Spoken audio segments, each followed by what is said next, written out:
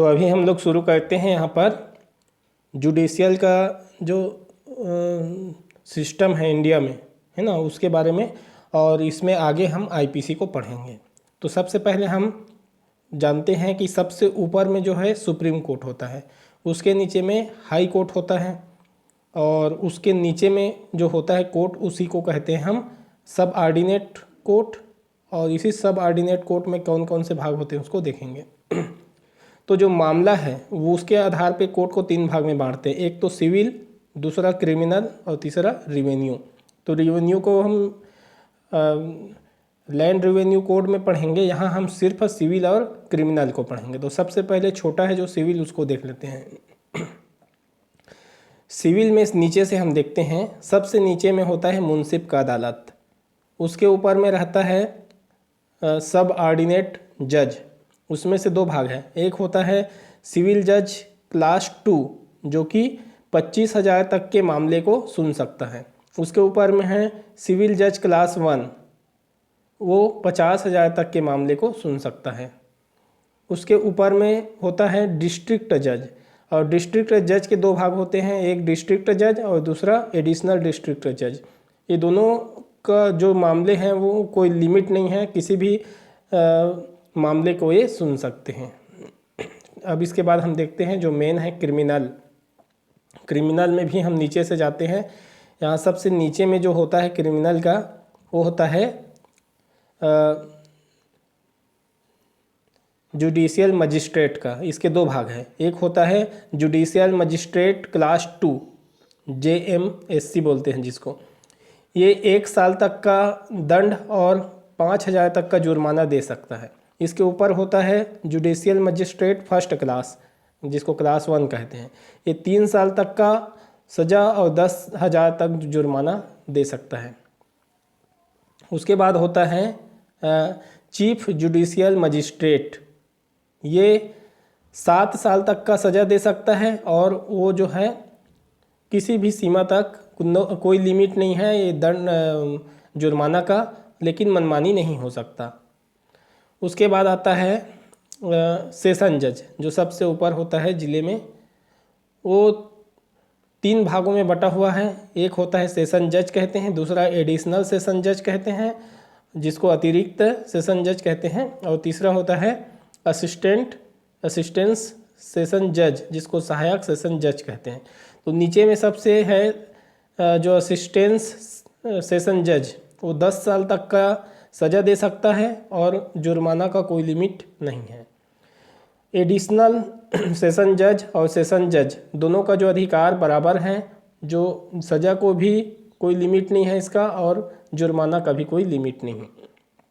लेकिन जब death penalty देता है, मृत्युदंड जब ये देगा, दोनों चाहे सेशन जज हो चाहे एडिशनल सेशन जज, तो उसको कन्फर्म कराना पड़ेगा हाई कोर्ट का, तभी वो वहाँ उस सज़ा को भुगत पाएंगे। ठीक है, सज़ा तो दे पाएंगे लेकिन उसको कन्फर्म कराएगा तभी फाइनल होगा वो सज़ा। सेशन जज अगर देता है सज़ा तो हाई कोर्ट से। ठीक है, तो ये हो गया जुडिशरी का सिस्टम। अब हम यहाँ पर कुछ देख लेते हैं। बड़े जो शहर हैं वहाँ पर भी रहते हैं मेट्रोपॉलिटन जो सिटीज़ हैं, वहाँ पर सिविल और क्रिमिनल मामला के लिए अलग अलग कोर्ट होते हैं।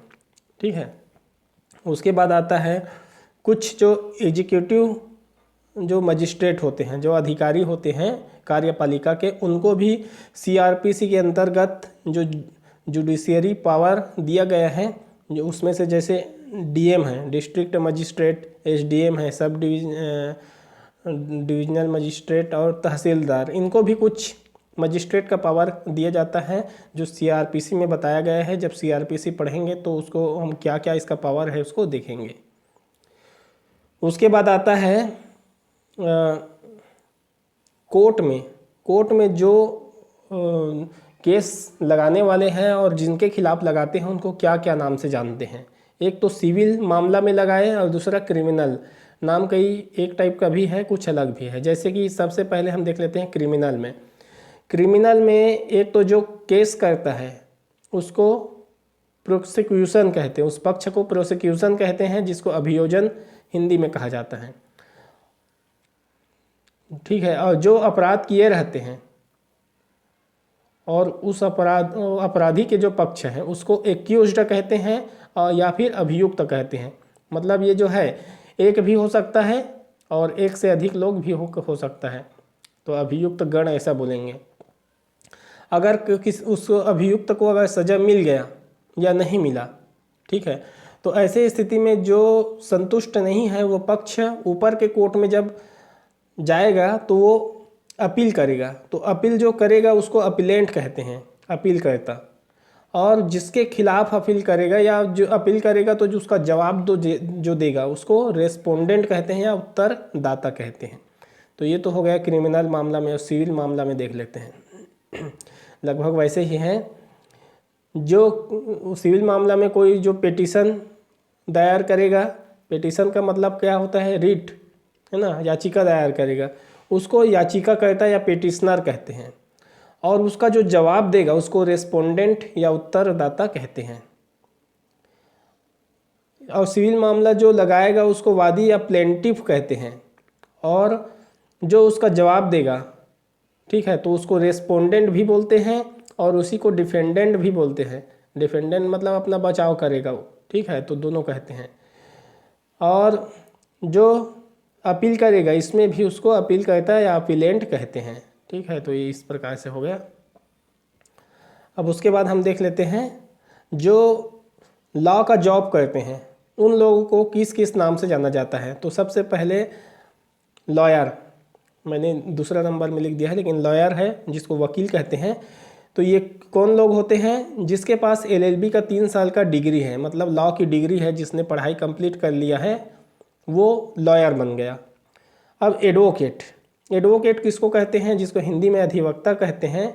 ये वो लोग रहते हैं जो बार काउंसिल का एग्ज़ाम दिला दिया है और पास होके बार काउंसिल के जो इनरोलमेंट वाला लिस्ट है उसमें उसका नाम भी लिखा चुका है, तो वो एडवोकेट कहलाता है।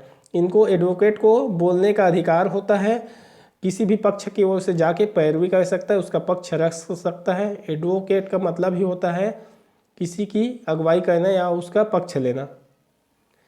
उसके बाद आता है बैरिस्टर। बैरिस्टर वो होता है जो इंग्लैंड से LLB की डिग्री प्राप्त की हो। उसके बाद होता है पब्लिक प्रोसिक्यूटर। पब्लिक प्रोसिक्यूटर जिसको हिंदी में लोक अभियोजक कहते हैं। ये क्या होता है, ये सरकार की ओर से, शासन की ओर से जो पीड़ित रहता है उसका पक्ष लेता है, मतलब पीड़ित पक्ष की ओर से सरकार की ओर से वो लड़ता है। सरकारी रहते हैं लोग, सरकारी वकील कह सकते हैं इसको। उसके बाद होता है प्लीडर।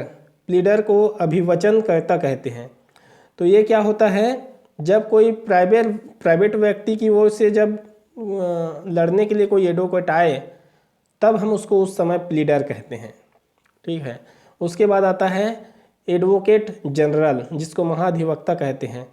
जब राज्य सरकार के पक्ष रखने के लिए जब कोई वकील आता है, प्रायः राज्य सरकार इसको नियुक्त किए रहते हैं अपने